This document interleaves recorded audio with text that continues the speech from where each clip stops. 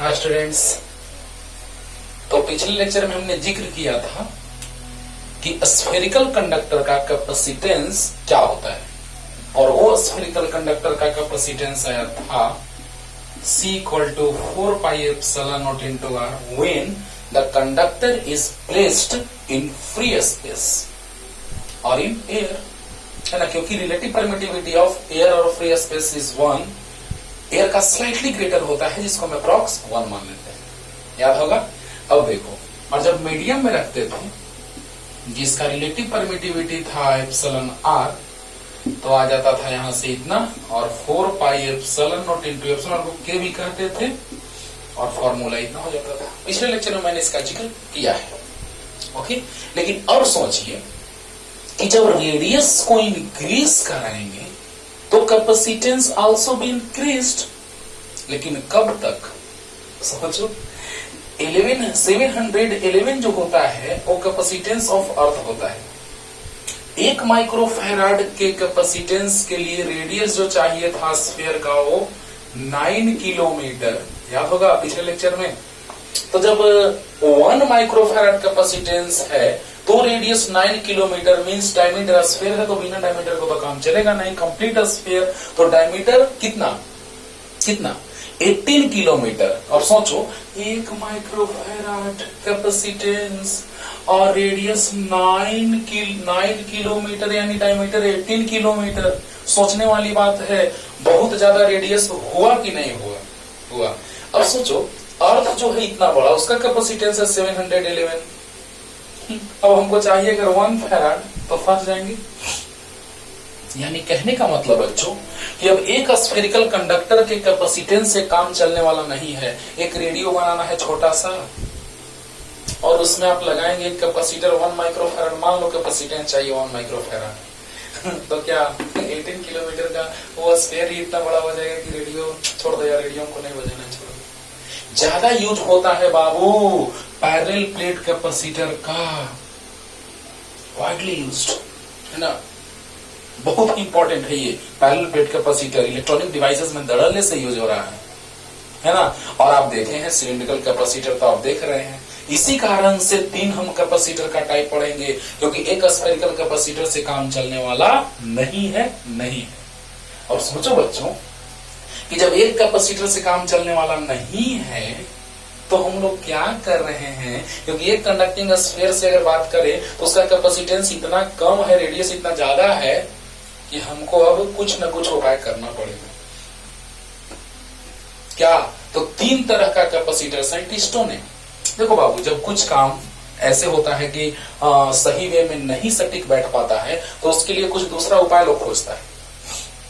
तो एक conducting sphere से काम नहीं चला तो 3 स्फीयर का फॉर्मेशन किया गया, parallel plate capacitor, spherical capacitor and cylindrical capacitor, है ना। 3 तरह के कैपेसिटर बनाए गए, और इस तरह से यहां से एक और डिफिनेशन बनेगा कि ऐसा कैपेसिटर, है ना, ऐसा डिवाइस जिसके प्लेट के कंडक्टर के एरिया को और शेप को बिना चेंज किए कैपेसिटेंस को इंक्रीज कराते हैं, कैपेसिटर कहते हैं। The device whose capacitance be increased without changing the area or size of the conductor is known as capacitor। लेकिन कैपेसिटर का डिफिनेशन वो बहुत अच्छा था जो हम पहले बताए हैं कि it is a device which store the electric charge and electric energy in form of electric field। ये सबसे मार्वेलस डिफिनेशन है, लेकिन ये भी डिफिनेशन हम लिखेंगे कि बिना एरिया को चेंज किए कैपेसिटेंस को इंक्रीज कराते हैं, कैपेसिटर कहलाता है, ओके। लेकिन वो सबसे अच्छा डिफिनेशन है which store the electric charge and electric energy in form of electric field is known as capacitor। और आपको याद होगा फैन में जिसको कंडेंसर कहते हैं, आप सिलिंड्रिकल कैपेसिटर रहता है ना, देखा होगा। अरे सिलेंडर के जैसा रहता है, और साइज अप्रॉक्स कितना कहा जाए, अप्रॉक्स इस टाइप का होता है, इतना बड़ा, और 2 वायर निकला हुआ रहता है। एनर्जी स्टोर करता है, फैन के स्पीड को बढ़ाता है। अभी आगे चलेंगे storage of energy in the capacitor. लेकिन अभी जो बात हमको पढ़ना है कि आखिर क्यों हमको 3 टाइप पढ़ना पड़ा हुआ है। तो आप देख रहे हैं कि कंडक्टर जो है एक कंडक्टिंग स्फीयर, उसका कैपेसिटर बहुत कम आ रहा है, रेडियस बहुत ज्यादा होने पर, तो पता चला कि कैपेसिटर तो पढ़ना पड़ेगा। क्लियर? तो देखा जाए, मिला है? ये तो बस ऐसे ही समझा रहे थे बच्चों। तो अब हम लोग को पता चला कि कैपेसिटर का 3 टाइप हम लोग क्यों पढ़ रहे हैं। और पिछले लेक्चर में हमने बोला था, हेडिंग दे करके शायद छोड़ दिया था कि types of capacitor, types of capacitor. तो देयर आर मेनली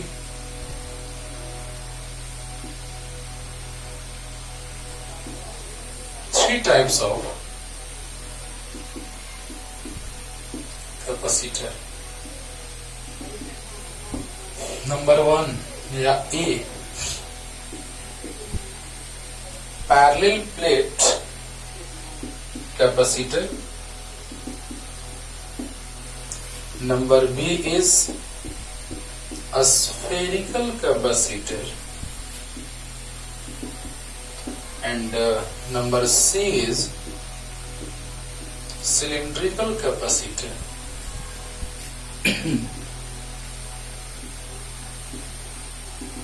ओहो, अब इसका डिटेल चलेगा बच्चों। पैरेलल प्लेट कैपेसिटर का डिटेल, पहले पूरा डिटेल में पैरेलल प्लेट कैपेसिटर पढ़ाएंगे, फिर स्फेरिकल, फिर सिलिंड्रिकल। इलेक्ट्रॉनिक डिवाइसेस में सबके यूज होते हैं, लेकिन सबसे ज्यादा यूज होता है पैरेलल प्लेट कैपेसिटर का।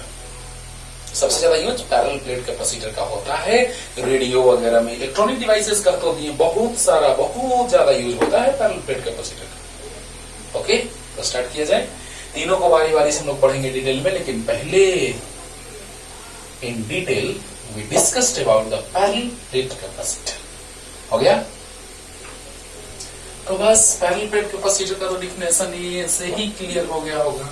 हम इसके बारे में जिक्र बहुत बार कर चुके हैं रे बाबा।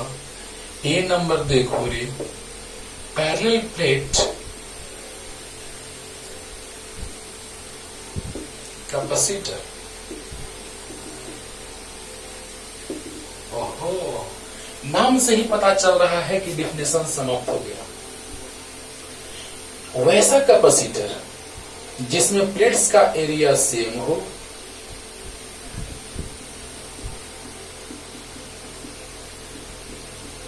और दो प्लेट्स पे same magnitude of opposite charges present हो, एक पे प्लस तो एक पे माइनस। यही तो कैपेसिटर बनाएंगे जो पिछले लेक्चर में भी आपको हम समझाया, पिछले लेक्चर में प्रिंसिपल कैसा था, है ना।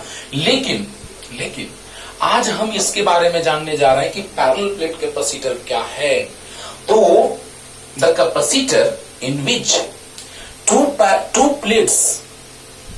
plates or two conducting plates having equal area are placed parallelly and having equal magnitude of opposite nature of charges present. अरे बोलो, दो प्लेट्स हैं जिनका एरिया सेम है, जिन पे सेम मैग्नीट्यूड के ऑपोजिट चार्जेस प्रेजेंट हैं, this is known as parallel plate capacitor. Parallel plate capacitor, बोलो। तो कहने का मतलब कि it is that type of capacitor,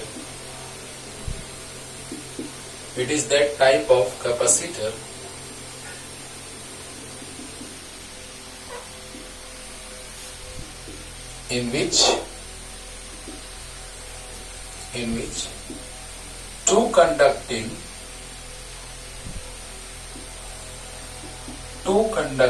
plates having equal area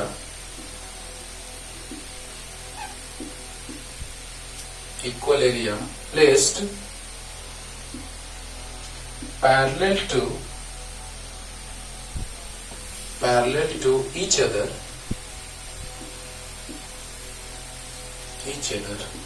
and they have equal magnitude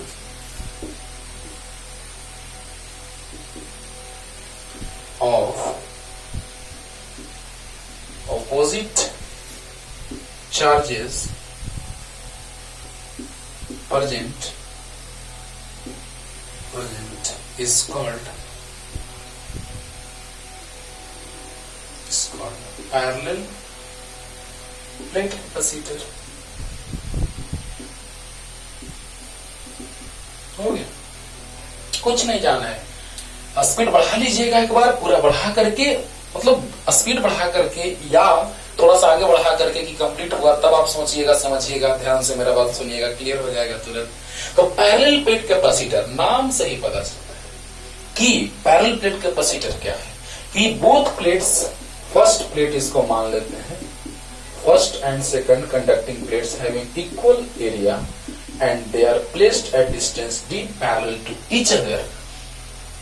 So two plates having equal area and they have equal magnitude of opposite charges are urgent is known as parallel plate capacitor। Means दो plates हैं, दोनों parallel to each other है, दोनों का area same है, दोनों पे charges magnitude same है लेकिन साइन अपोजिट है, उसी कैपेसिटर को हम लोग क्या कहते हैं, पैरेलल प्लेट कैपेसिटर। क्लियर हो गया होगा, एरिया सेम, चार्ज सेम लेकिन साइन अपोजिट, चार्ज का मैग्नीट्यूड सेम लेकिन साइन अपोजिट, उसी को हम क्या कहते हैं, पैरेलल प्लेट कैपेसिटर, जब दोनों पैरेलली हों। याद हो गया, क्लियर हो गया। तो अब हम लोग आते हैं इसके प्रिंसिपल पे। जल्दी, it is the type of capacitor in which two conducting plates having equal area placed parallel to each other and they have equal magnitude of opposite charges, it is called parallel plate capacitor। अब आते हैं principal पे, बस principal ध्यान से सुनिएगा, पूरा समझाएंगे अच्छे से, एकदम क्लियर हो जाएगा, एकदम अकबकाने की कोई जरूरत नहीं है, डरने की क्या बात है, ऊपर वाला अपने साथ है। प्रिंसिपल ऑफ कैपेसिटर, कैपेसिटर का प्रिंसिपल क्या है, आखिर क्यों हम लोग कैपेसिटर पढ़ रहे हैं, क्यों ये पढ़ रहे हैं पैरेलल प्लेट कैपेसिटर, क्यों? क्योंकि आपको पता चला कि स्फेरिकल कैपेसिटर से काम नहीं बना, बहुत ज्यादा रेडियस, बहुत ज्यादा उसका डायमीटर हो जाएगा, थोड़े से कैपेसिटेंस के लिए बहुत दिक्कत होगा। तो अब बताओ, हम लोग पढ़ने जा रहे हैं प्रिंसिपल ऑफ कैपेसिटर, पहले लिखने दीजिए तब समझा रहे हैं अच्छे से। When an uncharged conducting plate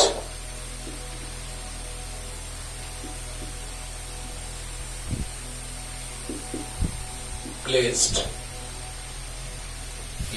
near to, placed parallelly,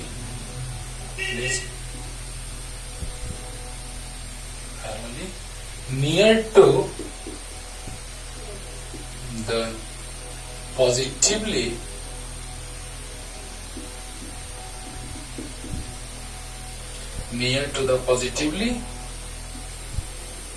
charged conducting plate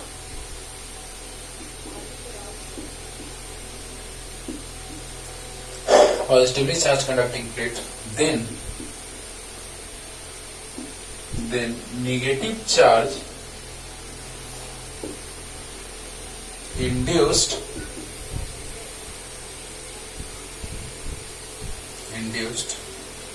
at the inner surface of uncharged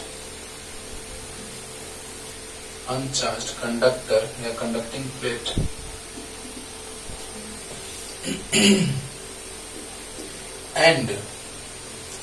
and positive charge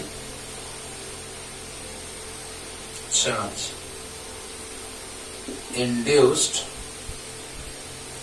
at the outer surface of this conductor। या ऐसे बस यहाँ तो लिख ही दिए हैं कि inner surface then negative charge induced at the inner surface of uncharged conducting plate and positive charge induced at its outer surface। Due to this reason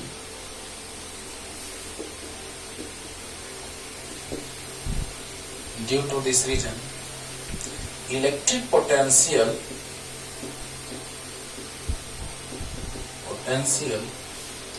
of conducting of इसका conducting plate uncharge conducting plate, हाँ conducting plate का electric potential of conducting plate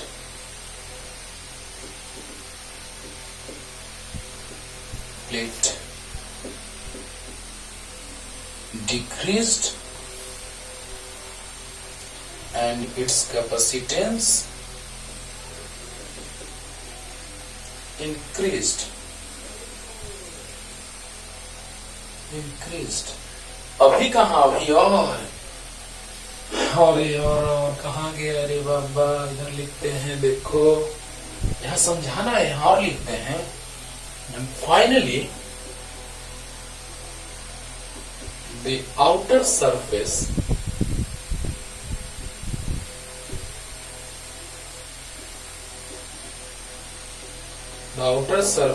of इसको ये भी नाम दे देते हैं, ज्यादा अच्छा रहेगा. When an uncharged conducting plate B placed parallelly near to the positively charged conducting plate A, अब ज्यादा अच्छा रहेगा. तो finally the outer surface of plate B माने है ना अनचार्ज को, yes, plate B becomes grounded,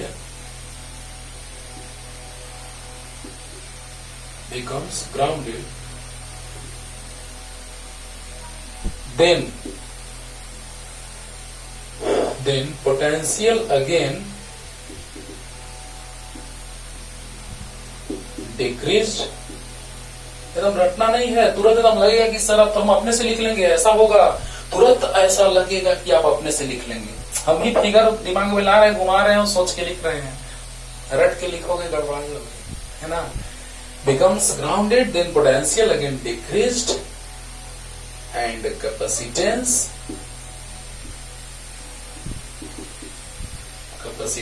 again increased. सब बोल के लिखे, इसलिए आपको आराम से सुन लिए होंगे. दोबारा रिपीट करके आप देख लीजिएगा, दिक्कत होगा तो ऐसे हम एक बार फिर से पढ़ देंगे. तो देखिए अब पूरा यहाँ पे स्पेस क्यों छोड़े हैं. पहले पोटेंशियल डिक्रीज कराएंगे, फिर से और डिक्रीज कराएंगे, तो कैपेसिटेंस इंक्रीज करेगा और इंक्रीज करेगा. यही तो मेरा मेन मोटिव है. अरे वाह, यही तो है. कैपेसिटेंस को इंक्रीज कराने के लिए हम लोग 3 तरह के कैपेसिटर पढ़ने जा रहे हैं. Parallel plate capacitor, spherical capacitor and cylindrical capacitor, है ना. तो देखा जाए बच्चों क्या लिखे हैं, अभी क्लियर होगा. क्या थ्योरी में लिखा गया है. ये पहले से चार्ज्ड कंडक्टिंग प्लेट है, चारों तरफ चार्ज है, इधर भी इधर भी इधर भी इधर भी. बस इधर रिप्रेजेंट किया, हमको इसी से मतलब है. इधर भी रिप्रेजेंट होगा, नो टेंशन. लेकिन हमको जिससे मतलब है बस उसको लेके चल देते हैं. बिना मतलब का फिगर कॉम्प्लिकेटेड क्यों करना है बाबा. ये इनिशियली अनचार्ज था, है ना. तो इनिशियली अनचार्ज था, जिसपे पहले से चार्ज रहता है उसको बोलते हैं कलेक्टिंग प्लेट. चार्ज कलेक्ट किए हुए हैं, इसको कहते हैं कंडेंसिंग. जो ग्राउंडेड होता है उसको कंडेंसिंग प्लेट बोलते हैं. याद रखना है, कभी कभी ऑब्जेक्टिव में पूछ दिया जाता है. कलेक्टिंग प्लेट मतलब जिसपे पहले से चार्ज प्रेजेंट होता है, that's called collecting plate. And the plate of capacitor which is grounded, which becomes grounded, which is known as condensing plate. याद हो गया होगा. अरे बोलो, जिसका चार्ज है पहले से कलेक्टिंग, और जिस पे या जिसको ग्राउंडेड हमने किया है, दैट्स कॉल्ड कंडेंसिंग प्लेट. अब देखो, इस पे पहले से चार्ज है, कंडक्टर है, प्लस क्यू चार्ज है, तो इस पे इनर सरफेस पे नेगेटिव चार्ज इंड्यूस होगा. इनर सरफेस पे नेगेटिव चार्ज इंड्यूस हुआ, और आउटर सरफेस पे पॉजिटिव चार्ज इंड्यूस हुआ. आपको पता है कि कंडक्टर पर same amount of opposite charges induce होता है, same magnitude of opposite charge means plus Q तो माइनस क्यू तो प्लस क्यू, यहां तक नो डाउट, प्लस क्यू तो माइनस क्यू तो प्लस क्यू।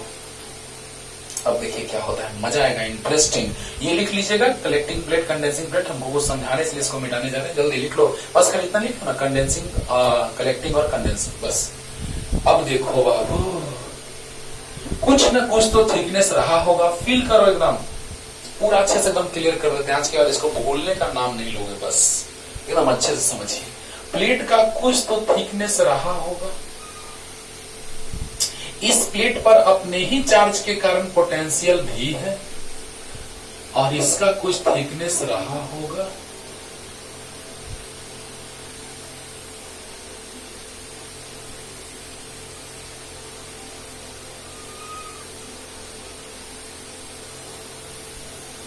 ओके, देखो समझो ध्यान से। तो यहां से अगर हम डिस्टेंस का बात करें इसके इनर सरफेस का, तो O है R1 और यहां से इसके सेंटर से एकदम, तो इससे डिस्टेंस मेजर करें आउटर सरफेस का तो R2 है। बोला, अब देखो बच्चों, यहां पे निगेटिव चार्ज इंड्यूस हुआ है, कुछ न कुछ तो थिकनेस रहा होगा। जैसे ये प्लेट है, इस पे अपने ही चार्ज के कारण पोटेंशियल भी है, उसी का पोटेंशियल अगर डिक्रीज करा देंगे, मेरा मेन मोटिव है to decrease the electric potential and to increase the capacitance of capacitor, क्योंकि साइज इंक्रीज कर रहे थे, रेडियस इंक्रीज कर रहे थे स्फेरिकल कंडक्टर का, तो उसका कैपेसिटेंस इंक्रीज कर रहा था। आप बताइए कि यहां पर हम कुछ ऐसा उपाय करते हैं कि साइज में भी चेंजिंग ना करना पड़े और कैपेसिटेंस भी इंक्रीज करके सामने आ जाए। अरे वाह वाह, देखो बच्चों मजा आएगा। यहां पर प्लस चार्ज है जिसके अपने के कारण, कैसे लोग कहते थे कि कंडक्टर का स्फेरिकल कंडक्टर का अपने ही चार्ज के कारण अपने पोटेंशियल होता है V = kQ/R। तो just in similar way the conducting charge conducting plate having its own charge due to this reason its own potential is V due to its own charge. लेकिन इस charge के कारण भी इस पर पोटेंशियल होगा और इस चार्ज के कारण भी यहां पर पोटेंशियल होगा।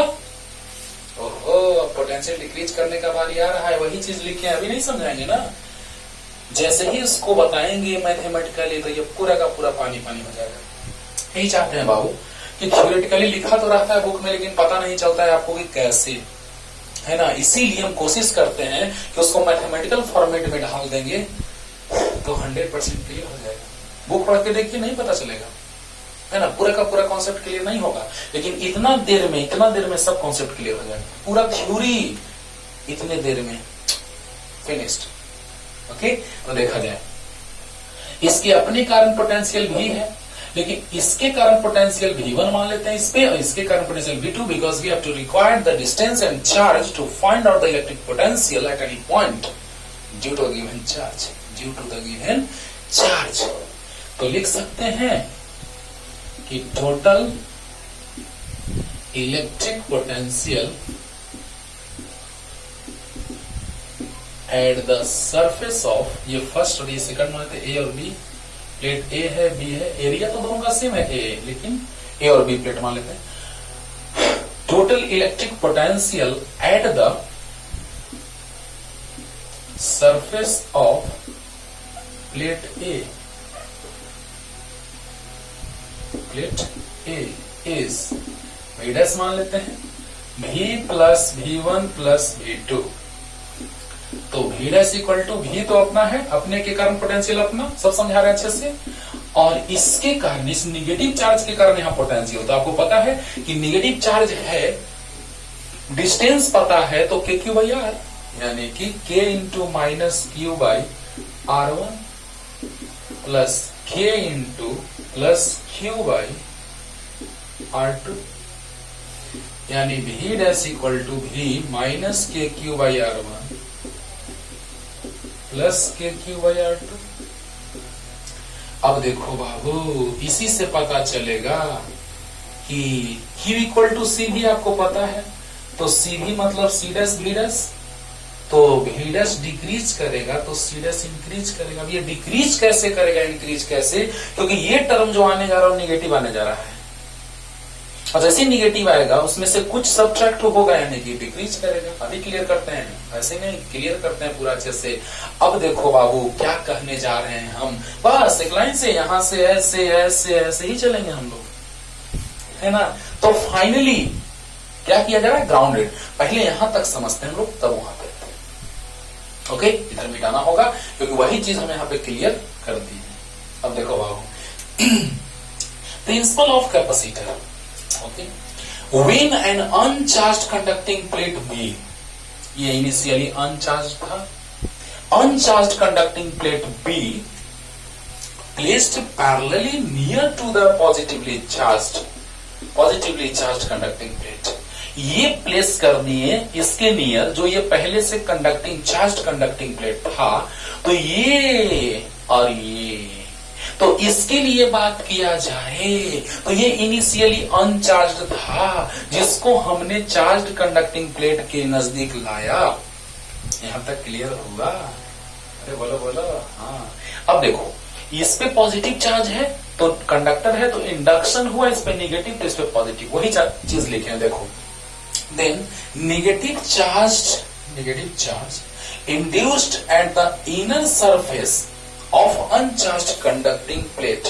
Negative charge induced at the inner surface of uncharged conducting plate and positive charge induced at its outer surface and positive charge induced at its outer surface. Due to this reason, electric potential of conducting plate decreases and its capacitance. ये चीज अभी clear करने जा रहे हैं, ये पूरा clear कर रहे हैं, देखो ना अभी। बस अभी यहां तक बात क्लियर करते हैं, यहां तक छोड़ करके। Due to this reason electric potential of conducting plate decreases and its capacity increases. अब इसको नहीं उस पर हम आते हैं तुरंत, पहले इतना मिटाते हैं बाबू और फिर उसको भी रहने देते हैं।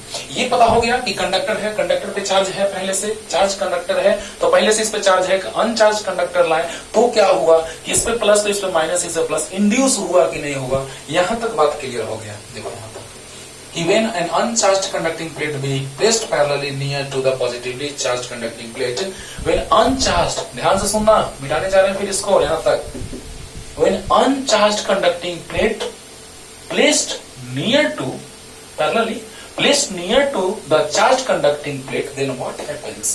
Then negative charge induced at its inner surface and positive at its outer surface. यहां तक क्लियर हो गया होगा। तो यहां तक मिटाते हैं बाबू, लिख लेना। इतना देर में आराम से आपको मौका मिला होगा लिखने का, बैक करके लिख लीजिएगा, नहीं लिखे होंगे तो। अब देखो इसको रहने देते हैं भाई, यही चीज तो मेन है, यही तो मेन है रे बाबा। देखो due to this reason electric potential of conducting plate decreases and its capacitance increases. तो कैसे पोटेंशियल डिक्रीज करेगा? अच्छा एक बात बताओ, 100 इक्वल टू 20 into 5 और 100 इक्वल टू 50 into 2। सही बात है, अगर एक कांस्टेंट है, चार्ज दिया गया है प्लेट पे, वो तो फिक्स है। अगर प्लेट पे चार्ज दिया गया है वो तो फिक्स है, उसमें तो कोई टेंशन नहीं है, तो नहीं सर। अब आप बताइए हमको कि जब इसका बात किया जाए तो इस पे चार्ज प्लस है, चलो चार्ज फिक्स है, तो ये फिक्स चार्ज है, मान लिया 100, तो बताओ एक अगर इंक्रीज करेगा तो दूसरा डिक्रीज करेगा।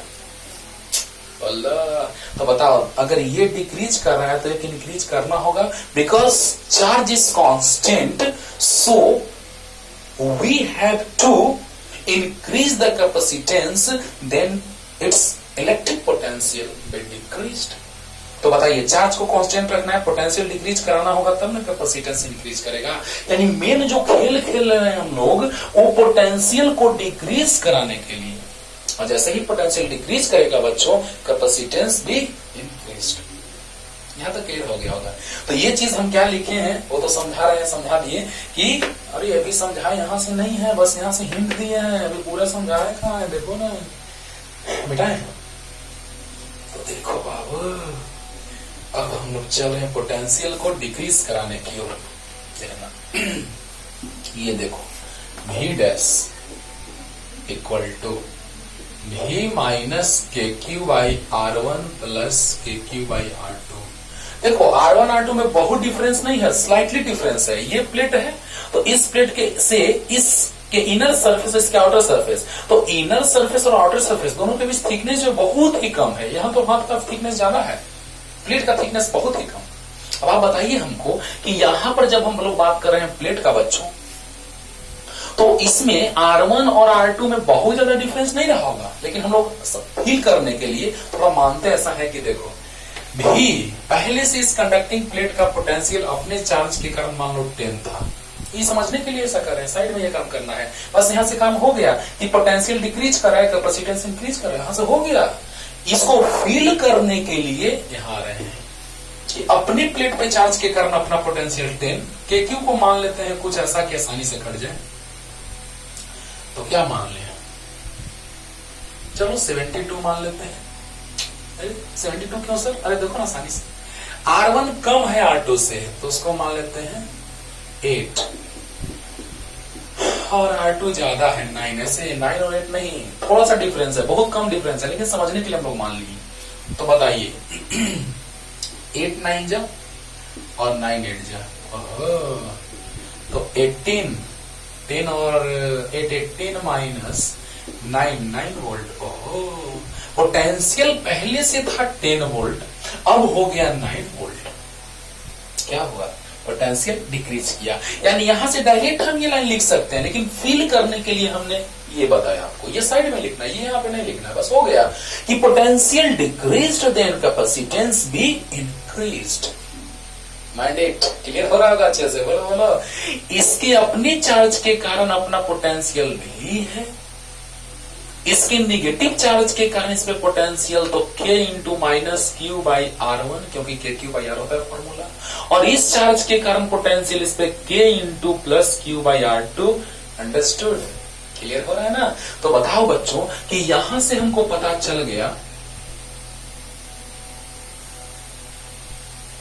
देखो यहां से हमको पता चल गया कि अपने के कारण पोटेंशियल भी, इसके कारण पोटेंशियल इस पे K minus Q by R1, और इसके कारण पोटेंशियल इस पे K into plus Q by R2। Understood? तो बताओ बच्चों यहां से हमको क्या पता चला कि नेट पोटेंशियल आ गया V minus KQ by R1 plus KQ by R2। ये सच में डिक्रीज कर रहा है? तो हाँ, यस। कैसे? तो देखो V मान लिए 10 कुछ रहा होगा वैल्यू, KQ तो दोनों में सेम होगा, मान लिए 72 समझने के लिए। R1 is less than R2, so R1 is, we consider that R1 is 8 and R2 is 9, तो 8 9 जा and 9 8 जा, तो बताइए 10 और 8 18 माइनस 9 9, यानी पोटेंशियल डिक्रीज किया, V डैश डिक्रीज किया, तो C डैश इंक्रीज करेगा, because product of both of them is charge is constant on the plate. अब देखो यहां से और खेल खेलेंगे हम लोग।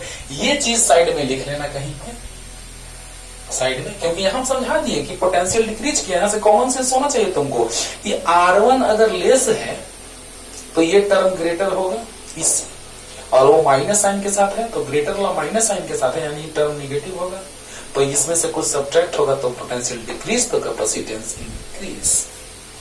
अब देखो और भी हम पोटेंशियल डिक्रीज करेंगे। देखो तो जल्दी इसको लिख लीजिए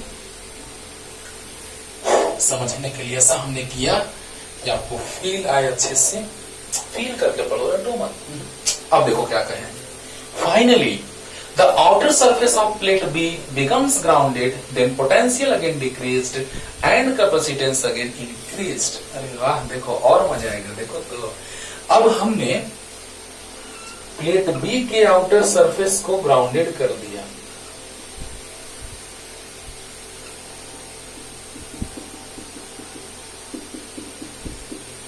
तो बताओ क्या होगा? तो ग्राउंडेड करेंगे आउटर सरफेस को, तो आउटर सरफेस वाला चार्ज पॉजिटिव चला जाएगा ग्राउंडेड में, यानी यहां से हम कह सकते हैं कि ये प्लस वाला अंदर चला जाएगा, ग्राउंडेड हो जाएगा। तो बताइए इसका पोटेंशियल 0 हो जाएगा, यानी हम इस चार्ज के कारण पोटेंशियल V2 माने थे। It means V2 becomes 0 because this is grounded। तो बताइए कि अगर आउटर सरफेस ग्राउंडेड हो गया तो आउटर सरफेस पे चार्ज के कारण ही ना इस पे पोटेंशियल था V2। अरे बोलो V2 equal to K plus Q by R2। देखो ना अब V2 तो 0 हो गया। अरे वाह, तो बताओ बाबू कि पोटेंशियल और भी डिक्रीज करेगा तो कैपेसिटेंस और भी इंक्रीज करेगा। यही तो है प्रिंसिपल कि कैपेसिटेंस को इंक्रीज करा देना है, कैपेसिटेंस को इंक्रीज करा देना है। इंक्रीज इंक्रीज बहुत इंक्रीज। यहां पे पोटेंशियल डिक्रीज तो कैपेसिटेंस इंक्रीज, यहां पोटेंशियल और डिक्रीज तो कैपेसिटेंस और इंक्रीज। उसका फील करते हैं, देखो कैसे। V dash equal to V minus K Q by R1 plus K Q by R2। तो बताइए ऐड होने वाला टर्म 0 हो गया तो पोटेंशियल और डिक्रीज कर गया। इसको V डबल डैश मान लेते हैं। तो बताइए V डबल डैश और डिक्रीज कर गया। फील करो फील करो। तो C डबल डैश और इंक्रीज कर गया। Why? Because charge is constant. Charge on the plate is constant. तो बताइए C डबल डैश और भी इंक्रीज कर गया। अब थोड़ा फील करते हैं। V डबल डैश 10 माने थे, 72/8 माने थे, और ये 0 हो गई। सर इसको 72 माने थे, इसको 8 माने थे, इसको 72/9 माने थे। अब बताइए ये टर्म क्या हो गया बच्चों? ये टर्म क्या हो गया? तो ये टर्म ग्राउंडेड तो 0 हो गया पोटेंशियल। तो बताइए कि 10 माइनस 9, ओहो 1 वोल्ट, ओहो पोटेंशियल बहुत ज्यादा डिक्रीज कर गया। पोटेंशियल बहुत ज्यादा डिक्रीज कर गया तो कैपेसिटेंस बहुत ज्यादा इंक्रीज कर गया। एकदम फील आ रहा होगा यार, बात करते हो एकदम फील कर रहे होगे। इस तरह स्टार्टिंग में इंडक्शन हुआ तो पोटेंशियल डिक्रीज किया, कैपेसिटेंस इंक्रीज किया, और जब हम इसके आउटर सरफेस को हम ग्राउंडेड कर दिए तो पोटेंशियल और भी डिक्रीज कर गया तो कैपेसिटेंस और भी इंक्रीज कर गया। बोलो this is the principle of capacitor in which we increase the capacitance of the capacitor by certain method, by certain process. Okay, अब यहां से एक और कैपेसिटेंस का डिफिनेशन मिल गया। वहां से हम लोग डिफिनेशन लाए थे, वही डिफिनेशन अगर एग्जाम में डिफिनेशन लिखना होगा वही लिखना। It is a device which store the electric charge in electric energy in form of electric field. लेकिन अगर दोनों लिखना चाहो तो दोनों लिख दो। एक और डिफिनेशन क्या बन गया? It is a device whose capacitance be increased without changing its area or shape is called capacitor। एक और यहां से डिफिनेशन बन गया कि बिना शेप में चेंज किए, बिना एरिया में चेंज किए कैपेसिटेंस को इंक्रीज करा दिए। This is known as capacitor. Okay, तो जल्दी से लिख लीजिए, ये लिख लीजिएगा यहां तक, ये नहीं है हिंदी है तो साइड में लिख लेना। चलो तो प्रिंसिपल तो एकदम सच में क्लियर हो गया होगा दोस्तों। अब हम लोग कैपेसिटेंस का फॉर्मूला डिराइव करने जा रहे हैं दोस्तों।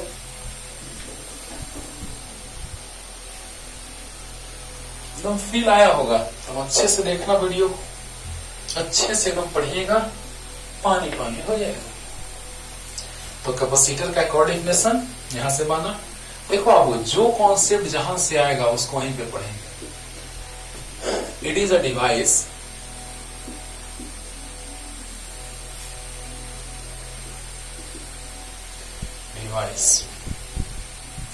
whose capacitance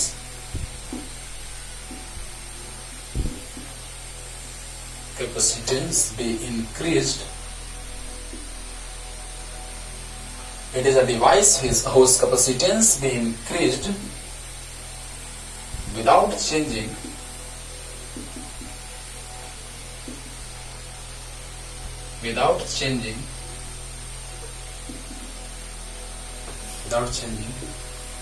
the area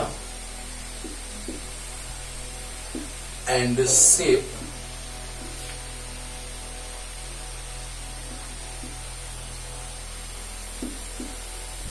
without changing the area and shape of the conductor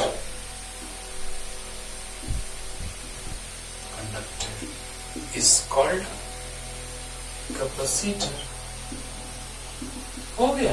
देखो बाबू डिफिनेशन अभी इसको इसलिए लिखे क्योंकि इसके बारे में पढ़ लिए, प्रिंसिपल पढ़े तो पता एक बात चला, तब डिफिनेशन पढ़ेंगे ना कि डिफिनेशन रट लिया हो गया नहीं। और वो भी समझाए थे जब डिफिनेशन पहला पढ़ाए थे कि it is a device which store the electric charge and electric energy in form of electric field, तो वहां पर भी हमने आपको समझाया था डिटेल में, तब लिखा था डिफिनेशन। और यहाँ भी डिटेल इसका समझा दिया, तब डिफिनेशन लिखे हैं कि it is a device whose capacitance be increased without changing the area and shape of conductor is called capacitor। Means बिना एरिया को देखे ना आप सामने, एरिया को बिना चेंज किए हम लोग कैपेसिटेंस को क्या किए, इंक्रीज करा लिए, and this is known as capacitor. Clear? तो आइए लिखिए इसको। और अब हम लोग कैपेसिटर का कैपेसिटेंस का फॉर्मूला डिराइव करने जा रहे हैं। जल्दी, वो भी इंटरेस्टिंग है।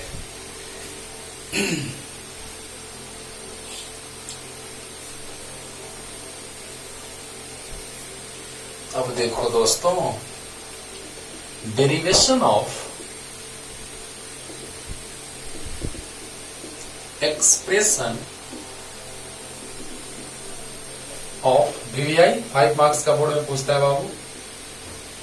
Derivation of expression of, competition में फॉर्मूला बहुत काम देता है, बहुत ज्यादा। देखना ना, एक से क्वेश्चन बनाएंगे। डेरिवेशन ऑफ एक्सप्रेशन ऑफ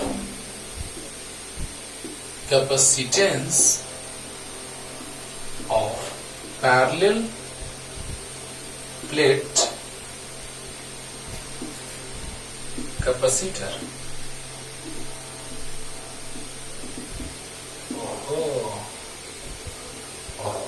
ध्यान देना, derivation of expression of capacitance of parallel plate capacitor. Parallel plate capacitor के कैपेसिटेंस का एक्सप्रेशन डेराइव हम लोग करने जा रहे हैं। तो आइए स्टार्ट करते हैं बच्चों। पूरा का पूरा एकदम पानी पानी हो जाएगा, है ना। ये बात याद होगा, डायरेक्ट हम लोग लिखते हैं V = E × D। ये बात हम पीछे बता चुके हैं, लेकिन यहाँ भी बताएंगे आपको, देखा जाए। ये बात हम ऐसे लाए थे, E = KQ/R² and E = KQ/R × 1/R। तो E = K × Q/R को भी करते हैं 1/R। E = V/R। R मतलब डिस्टेंस, प्लेट के डिस्टेंस, प्लेट के बीच का डिस्टेंस D होगा, तो V = E × D। एक मेथड हो गया लाने का। और बता रहे हैं, ये साइड में पीछे हम फार्मूला ही डिराइव किए थे, समझाए थे आपको, तो इसी का यूज करके समझाए थे। या ऐसे लिख सकते हैं E = -dV/dr। तो E = -V/R। अगर चेंज V होगा, change in potential V, change in position R, तो हो गया। दोनों का मॉड ले लो, क्योंकि हमको मॉड मतलब बस मैग्नीट्यूड से मतलब है। तो V = E × R। R मतलब यहाँ डिस्टेंस है, तो V। एक मेथड ये भी हो गया। और भी ला रहे हैं जो यहाँ पे यूज में आएगा, उस मेथड को भी बताने जा रहे हैं। तो याद है, ये हम लाए थे पीछे शॉर्ट में डिराइव करके। ये था जब फ्री स्पेस था तब, ये था जब मीडियम था प्लेट्स के बीच में तब। अब देखो, अब इसको पढ़ना है हम लोग को, लेकिन पीछे यूज था इसका। तो पीछे जब यूज था तो हम लोग पीछे इसको पढ़ चुके हैं, याद करो। जब इसका यूज था पीछे, क्योंकि factors affecting the capacitance of conductor, उसमें इसी का यूज था। तो बताइए, इस टॉपिक को बिना पढ़े और आप डायरेक्ट उस पर लिख देंगे पॉइंट की capacitance is directly proportional to area of plates. कैसे? व्हाई? क्यों? कैसे पता चलेगा? On which basis, on which process we can say that. तो डिराइव करेंगे, है ना, तब पता चल जाएगा कि वाह क्या बात है। तो देखो बच्चों, मिटाते हैं, यही लाने जा रहे हैं आज, जो हम पीछे शॉर्ट में आपको हम लाके दिखा चुके हैं। तो 2 कंडक्टिंग प्लेट्स, पहले थ्योरी लिख रहे हैं, फिर समझाएंगे थोड़ा। 2 conducting plates having equal area A, having equal area A are placed parallel to each other at a distance d. The surface charge densities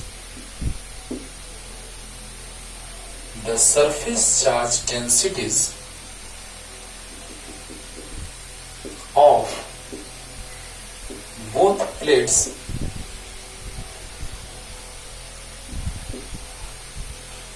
conducting plates ज्यादा अच्छा रहेगा. Both conducting plates are respectively plus sigma and minus sigma. ओहो, अब देखो electric field intensity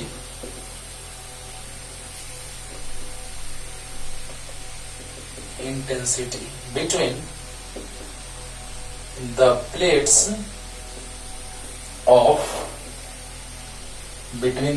of capacitor is E, and potential difference between the plates is V. Wow, fantastic. ध्यान देना, एकदम आराम से आप समझ सकते हैं, नो टेंशन. दो पैरेलल प्लेट्स हैं जिनका एरिया सेम है. सरफेस चार्ज डेंसिटी सेम कहने का मतलब क्या कि दोनों पर चार्ज भी सेम रहे होंगे, because area are equal, surface charge density equal, so charge is also equal. तो यहां प्लेट का एरिया ए है ना, इसको फर्स्ट मान लेते हैं प्लेट, इसको सेकंड, और दोनों के बीच का डिस्टेंस डी है. और इलेक्ट्रिक फील्ड इंटेंसिटी का बात कर लेते हैं थोड़ा सा हम लोग. देखो बाबू, पहले थ्योरी लिखे क्या है वो हम समझाते हैं, उसके बाद मिटा देंगे इसको थ्योरी को, और हम लोग डिराइव करेंगे expression of capacitance of parallel plate capacitor. Okay, तो देखा जाए क्या लिखे है थ्योरी में. पहले तो हेडिंग क्या है, तो derivation of expression of capacitance of parallel plate capacitor. Okay, तो देखा जाए two conducting plates having equal area A are placed parallel to each other at a distance d. हो गया. दो कंडक्टिंग प्लेट्स हैं जिनका एरिया सेम है, जो d डिस्टेंस पे एक दूसरे के पैरेलल प्लेस्ड हैं. They are placed parallelly. अब देखिए, अरे बोलो, दोनों का area same a, distance d. हो गया. The surface charge densities of both conducting plates are respectively plus sigma and minus sigma. इसका surface charge density plus sigma और इसका minus sigma. Any doubt? No doubt. कैसे? तो आपको याद होगा कि sigma इक्वल टू होता है Q by A, तो Q इक्वल टू हो जाएगा sigma into A. अरे बोलो. Surface charge density is defined as charge per unit area of any plate or two-dimensional object. Okay, तो sigma equal to Q by A, तो Q equal to sigma into A. अगर sigma plus में होगा तो charge plus Q, और sigma minus में तो charge minus Q है. बोला.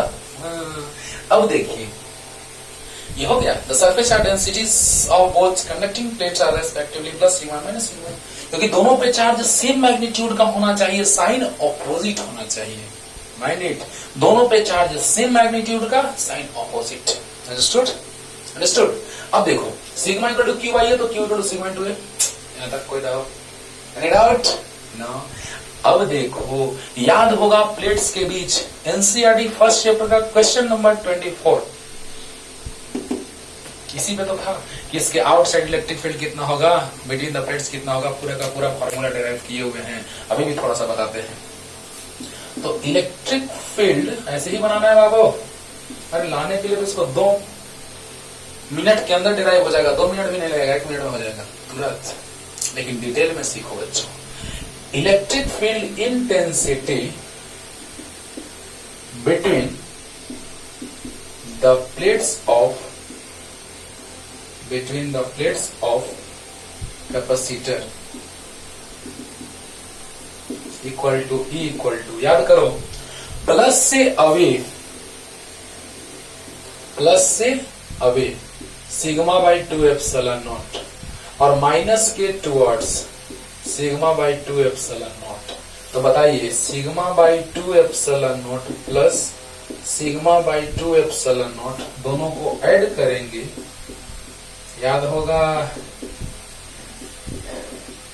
2 सिग्मा बाई 2 एप्सिलॉन नॉट यानी सिग्मा बाई एप्सिलॉन नॉट। ये डायरेक्ट भी आप एग्जाम में लिख सकते हैं, लेकिन नहीं, डिटेल में सीखेंगे, है ना। डायरेक्ट आप लिखेंगे, साइड में ब्रैकेट में लिख दीजिएगा कि electric field intensity between the plates of capacitor is sigma by epsilon not. याद करो, प्लस से फील्ड लाइंस अवे और माइनस के टुवर्ड्स। बोलो बोलो, डायरेक्ट लास्ट में देखना ना, 1 मिनट के अंदर लाके दिखाएंगे आपको ड्राइव करके, है ना। लेकिन पहले डिटेल में सीखिए, प्लस से अवे माइनस के टुवर्ड्स।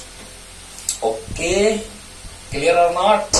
क्लियर हो गया होगा ना। तो सिग्मा बाई 2 एप्सिलॉन प्लस से अवे माइनस के टुवर्ड्स, तो दोनों का डायरेक्शन सेम है, तो sigma by 2 epsilon plus sigma by 2 epsilon, ये both are added with each other because the direction of both are same.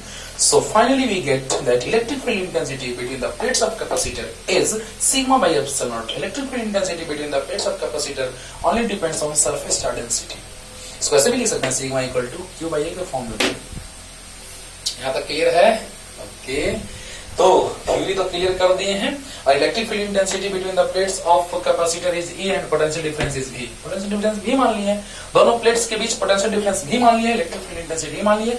ऊपर का थ्योरी क्लियर होगा, दोनों प्लेट्स का एरिया ए है, बीच का डिस्टेंस डी है और surface charge density plus sigma और माइनस सिग्मा है. आराम से लिख लिया होगा बच्चों.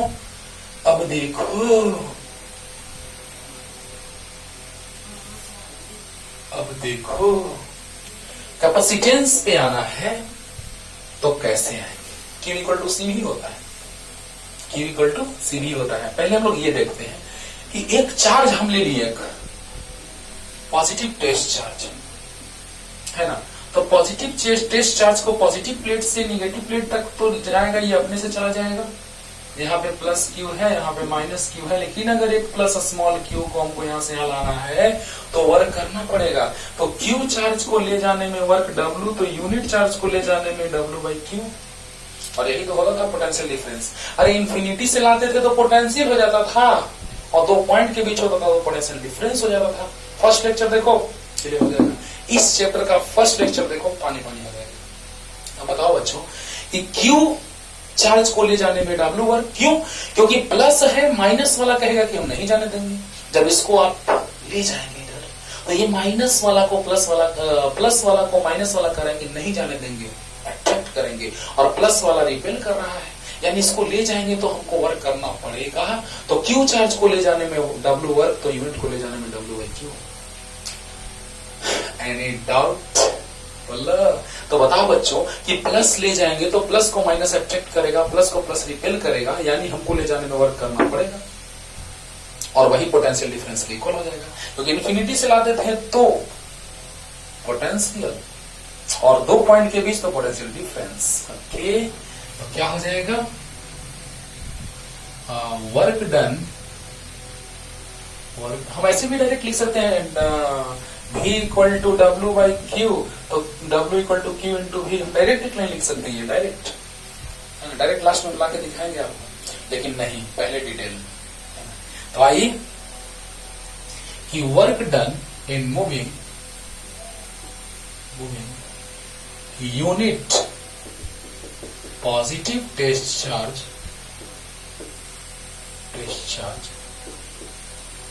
From negatively charged plate, short में से लिखे बाबू, negatively charged plate two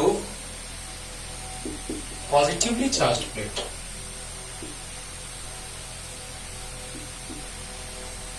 equal to potential difference,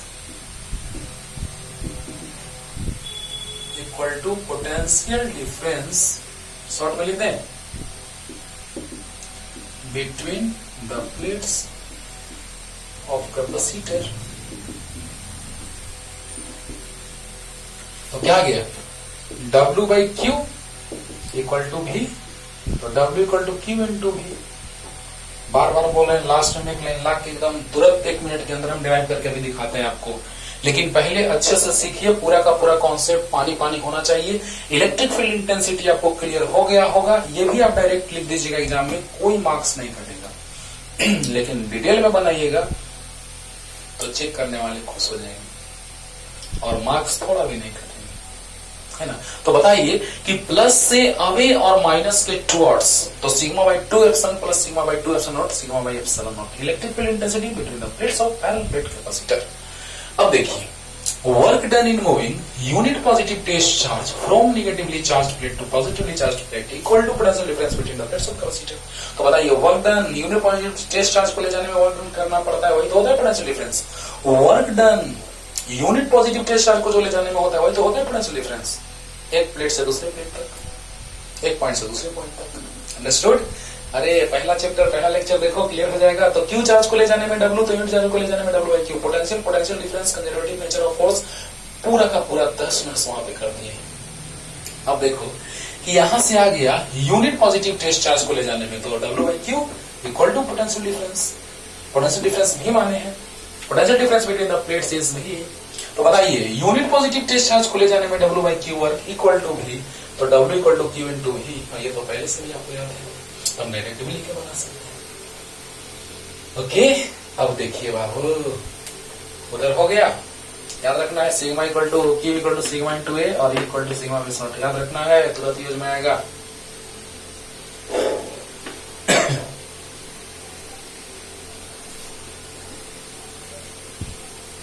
अब बताइए, वर्क डन तो आप जानते हैं, फोर्स इनटू डिस्प्लेसमेंट, प्लेट के बीच का डिस्टेंस डी है। आपको याद होगा कि जिधर फील्ड होता है, पॉजिटिव टू नेगेटिव फील्ड का डायरेक्शन है, तो जिधर फील्ड पॉजिटिव चार्ज पे उधर फोर्स लगता है, पॉजिटिव चार्ज पे फील्ड के डायरेक्शन में फोर्स लगता है। बोलो बोलो, F equal two plus charge है तो प्लस की भी same direction.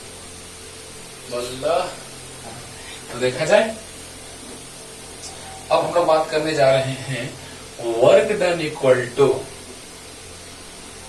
Force into displacement.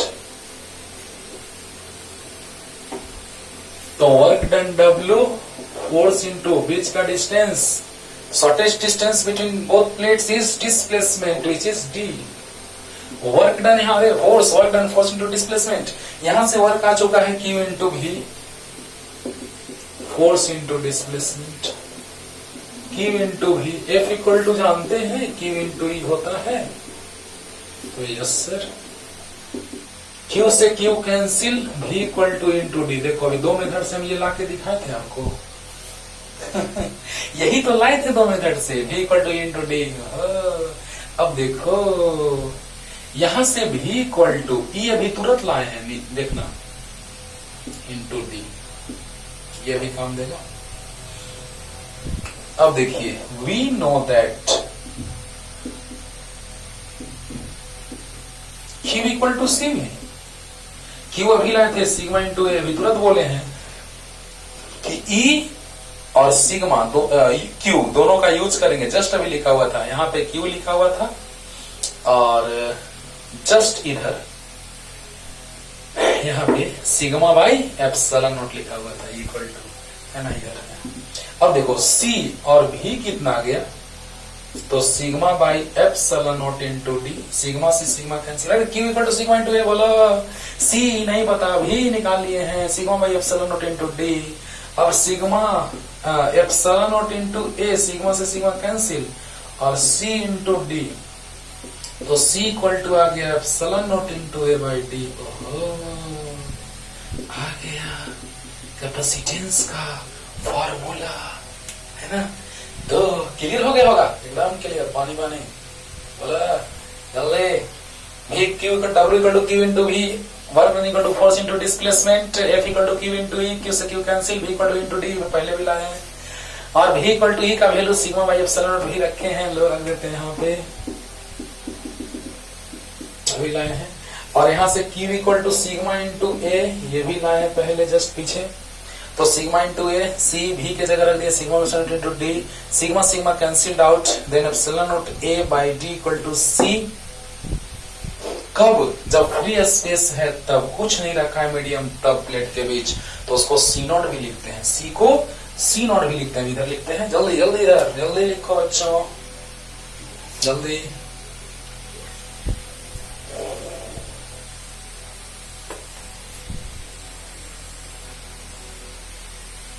अब देखो, ध्यान देना, ध्यान दो। उसी को हम सी नॉट भी लिखते हैं क्योंकि प्लेट्स के बीच फ्री स्पेस है, एयर है या वैक्यूम है। यानी ये है पैरेलल प्लेट कैपेसिटर, इसके लिए एक्सप्रेशन लाए हैं हम लोग, plus Q minus Q, area A end plate के बीच का distance T.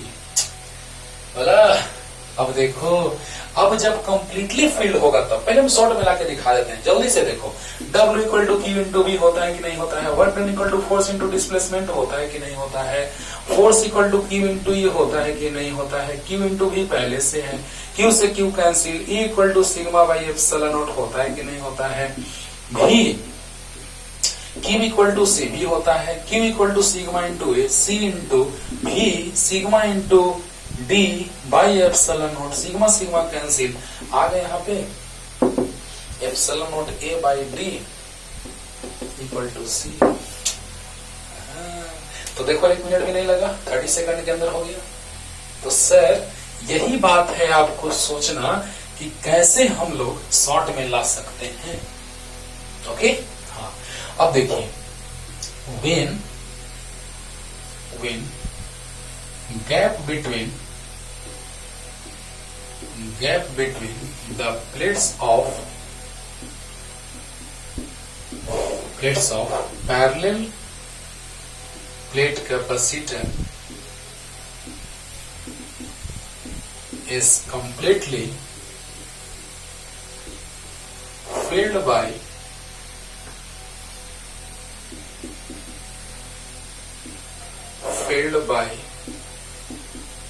the dielectric medium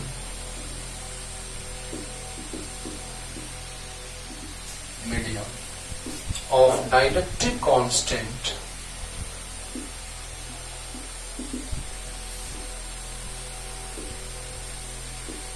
K, then C equal to epsilon A by D, epsilon के जगह epsilon naught epsilon R A by D, ये भी फॉर्मूला लिख सकते हैं, उसी एप्सिलॉन आर को के भी कह देते हैं, तो एप्सिलॉन नॉट इंटू के ए बाई डी।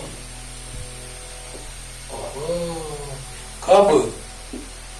जब कंप्लीटली ये फील्ड होगा प्लेट्स के बीच का gap dielectric medium of constant के, इस पे प्लस चार्ज है, इसमें माइनस चार्ज है, कंप्लीटली फील्ड है, area of plates A, distance between both plates D. समझो? देखो बच्चों ध्यान से देखना, मजा आएगा। अगर बीच में कुछ नहीं था, फ्री स्पेस था, तो फॉर्मूला फ्री स्पेस वाला, फ्री स्पेस का परमिटिविटी यानी परमिटिविटी ऑफ फ्री स्पेस, तो यह है कैपेसिटेंस।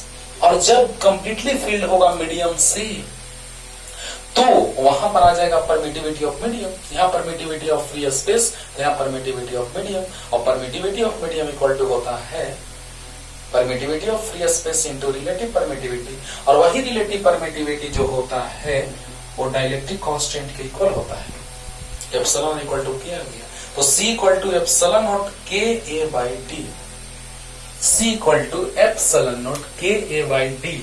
अब देखो, एरिया इंक्रीज करो कैपेसिटेंस इंक्रीज करेगा, डाइलेक्ट्रिक कांस्टेंट इंक्रीज करो कैपेसिटेंस इंक्रीज करेगा, डी डिक्रीज करो कैपेसिटेंस इंक्रीज करेगा, लेकिन एक सर्टेन लिमिट तक। ओके, तो बताइए यहाँ पे फ्री स्पेस तो परमिटिविटी ऑफ फ्री स्पेस, यहाँ पे मीडियम तो permittivity of medium permittivity of medium. Completely field है, पार्शियली फील्ड का डेरिवेशन आगे होगा कि जब थोड़े दूर में रहेगा मीडियम, तब क्या होगा, प्लेट्स के बीच थोड़े दूर में मीडियम, मतलब कुछ ऐसा, पूरा नहीं है, थोड़े दूर में रहेगा, टी थिकनेस का। ये भी डेरिवेशन बहुत इंपॉर्टेंट है बाबू, जो कंपटीशन में भी 12th में भी आया हुआ है। इस पे क्वेश्चन न्यूमेरिकल फॉर्मूला पे और डेरिवेशन 12th क्लास में। ओके, तो अब देखिए, अभी उसका बात नहीं करेंगे हम लोग, पहले हम बात करते हैं जब कंप्लीटली फील्ड हो तो। कंप्लीटली फील्ड हो तो फॉर्मूला ये C equal to epsilon A by D, permittivity of medium है ना। तो permittivity of medium equal to epsilon R, epsilon R को K भी कहते हैं। बोला इस तरह से फॉर्मूला आ गया कि जब कंपेयर हो तो या फ्री स्पेस हो तो एप्सिलॉन A बाई डी, और अगर कंप्लीटली फील्ड हो मीडियम से, completely field, mind it, completely field, partially नहीं, कंप्लीटली, पार्शियली के लिए अलग फॉर्मूला होगा। तो कंप्लीटली फील्ड हो तो epsilon not into K by D होगा। अब देखिए किस तरह से कैपेसिटेंस में वेरिएशन होता है। जल्दी जल्दी यहां तक लिखो, जल्दी फास्ट, उधर को लिख लिए होंगे। ये बात हम पहले भी बता चुके हैं कि factors affecting the capacitance of conductor, लेकिन यहां से भी समझेंगे हम लोग, यहां से भी देखिएगा। ये तो कांस्टेंट है, तो चाहे C इसके प्रोपोर्शनल लिखो, चाहे C K के प्रोपोर्शनल लिखो, एक ही बात है, तो कांस्टेंट है। तो केस 1 किस तरह से कैपेसिटेंस वेरी करता है, ऐसे लिखा रहता है बुक में, आप देखेंगे डायरेक्ट, लेकिन थोड़ा सा इसमें और सुधार करने की जरूरत क्या है, सो देखो।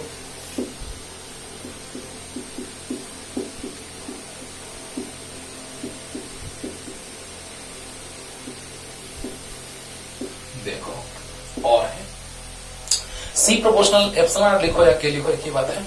अब देखिए लिखा रहता है आपके बुक में कि capacitance of parallel plate capacitor is directly proportional to area of conducting plates। बस छोड़ दिए, लेकिन नहीं, कुछ और होना चाहिए उसमें।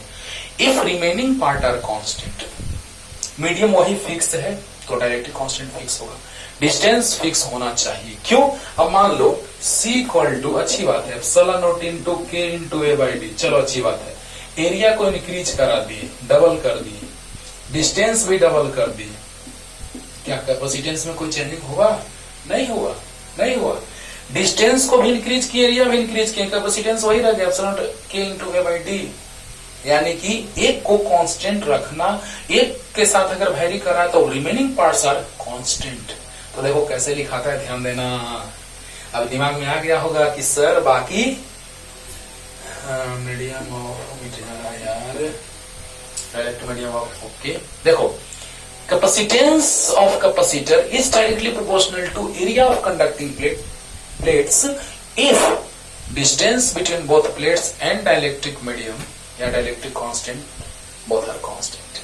ओके, यानी कहने का मतलब कि अगर एरिया के साथ वेरिएशन हो रहा है तो रिमेनिंग पार्ट्स आर कांस्टेंट। ये मस्ट है लिखना, नहीं तो पता चलेगा ना कि एरिया को इंक्रीज करा है, हम कहें कि नहीं हम डिस्टेंस को भी इंक्रीज करा नहीं, तो फंस जाओगे।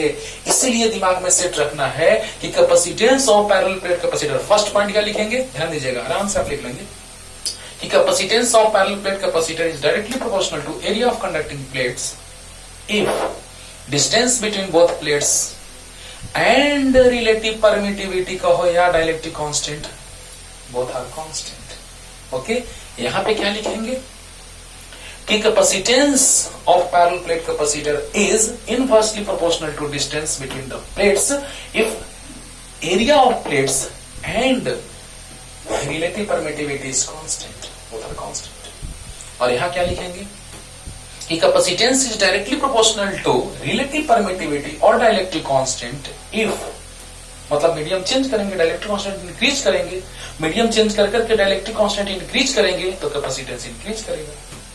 तो बताइए कि capacitance is directly proportional to relative permittivity और dielectric constant if area of plates and distance between them both are constant. Clear हो गया होगा, आराम से एकदम लिख लोगे, आराम से लिख लोगे। तो देखो ए इंक्रीज करेंगे तो सी इंक्रीज करेगा, दोनों को कांस्टेंट आना चाहिए। एप्सिलॉन इंक्रीज करेंगे तो सी इंक्रीज करेगा, ए और डी को कांस्टेंट आना चाहिए। डी को इंक्रीज करेंगे कैपेसिटेंस डिक्रीज करेगा, डी को डिक्रीज करेंगे कैपेसिटेंस इंक्रीज करेगा। कब? जब ये दोनों कांस्टेंट होने चाहिए। एप्सिलॉन तो पहले से कांस्टेंट है। ओके, तो इस तरह से आराम से को लिखने के लिए समझा रहे हैं, बाकी लिख लीजिएगा। Capacitance of parallel plate capacitor is directly proportional to area of conducting plates if distance between them and relative permittivity both are constant. Clear हो गया होगा। तो अगले क्लास में लाते हैं, अगले लेक्चर में लाते हैं न्यूमेरिकल और फिर दोनों प्लेट्स के बीच टी थिकनेस का स्लैब इंसर्ट करेंगे, इंट्रोड्यूस करेंगे, तो क्या होगा। तब तक के लिए पढ़ते रहिए अच्छे से।